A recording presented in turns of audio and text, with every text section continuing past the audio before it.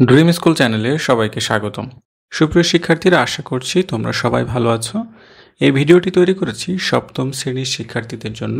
আজ আমরা সপ্তম শ্রেণীর বিজ্ঞান বইয়ের 16 পৃষ্ঠা নিয়ে আলোচনা করব এবং এই ছকটির সমাধান দেখিয়ে দিব। সুপ্রিয় শিক্ষার্থীরা, তোমাদের যদি কোনো প্রশ্ন, পরামর্শ বা মন্তব্য থাকে তবে ভিডিওর কমেন্টে লিখে আমাদেরকে জানাতে পারো। সামনে আমরা সপ্তম শ্রেণীর আরও ভিডিও লেসন নিয়ে হাজির হব। আশা করছি তোমরা আমাদের চ্যানেলটি সাবস্ক্রাইব করে আমাদের সাথেই থাকবে। এই ছকটি সমাধানের পূর্বে আমরা নির্দেশনাগুলো একটু পড়ে আসি।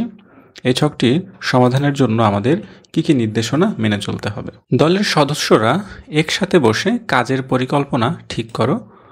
পরের পৃষ্ঠায় ছকের সাহায্যে পরিকল্পনার মূল বিষয়গুলো টুকে রাখো। যে বিষয়গুলো নোট রাখা জরুরি: যেখানে স্বেচ্ছাশ্রম দেবে সেই কৃষিজমির বর্ণনা, প্রযোজ্য ক্ষেত্রে নার্সারি বা অন্য বিকল্প যা নির্ধারিত হয়, যেই কৃষক বা অভিজ্ঞ পেশাজীবীর কাছ থেকে কাজ শিখবে তার পরিচয়, প্রযোজ্য ক্ষেত্রে কাজের রুটিন, অত্যন্ত পরবর্তী 2 মাসের স্বেচ্ছাশ্রম মাথায় রেখে একটি বাস্তবসম্মত রুটিন দাঁড় করাও। তোমাদের কাজের জায়গায় আলোচনা করেও এই রুটিন ঠিক করতে পারো। প্রত্যেককে স্কুলের সময়ের বাইরে সপ্তাহে ন্যূনতম একদিন নির্দিষ্ট দিনে অত্যন্ত 2 ঘন্টা ধরে কাজ করতে হবে।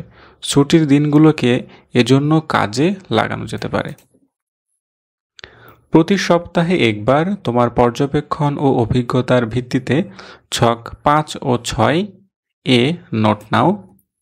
যে অভিজ্ঞ পেশাজীবীর কাছ থেকে কাজ শিখবে ছকের নিচে তার স্বাক্ষরও নেবে।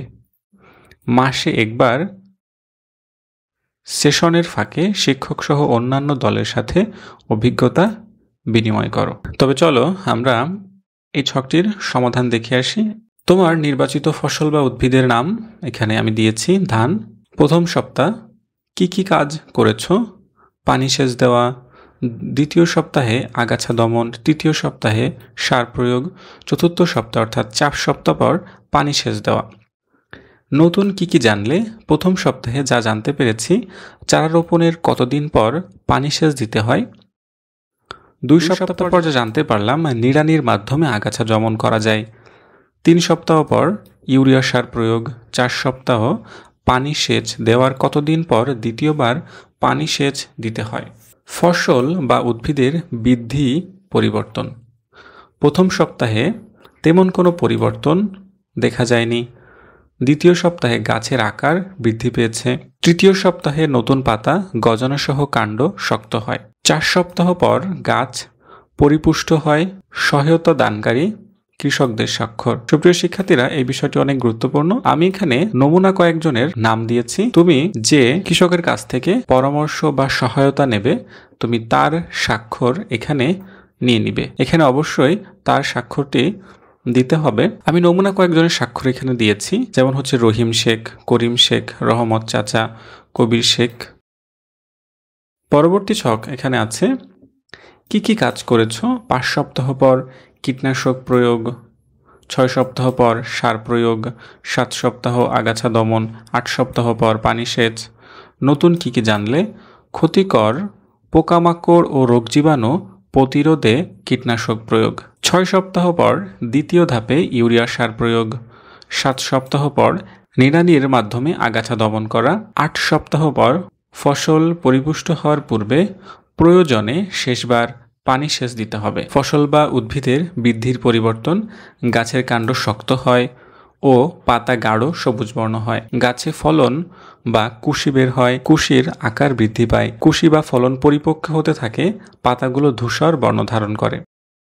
সহায়তাকারী কৃষকের স্বাক্ষর, যেমন হচ্ছে রহিম শেখ, করিম শেখ, রহমত চাচা, কবির শেখ। প্রিয় শিক্ষার্থীরা, আমি আবার বলছি, এখানে তুমি তাদেরই স্বাক্ষর ব্যবহার করবে যাদের কাছ থেকে তুমি এই কৃষি বিষয়ক সহায়তা নিয়েছ, তাদের স্বাক্ষরগুলো এই জায়গাগুলো নিবে। আশা করছি তোমরা বিষয়টি বুঝতে পেরেছ।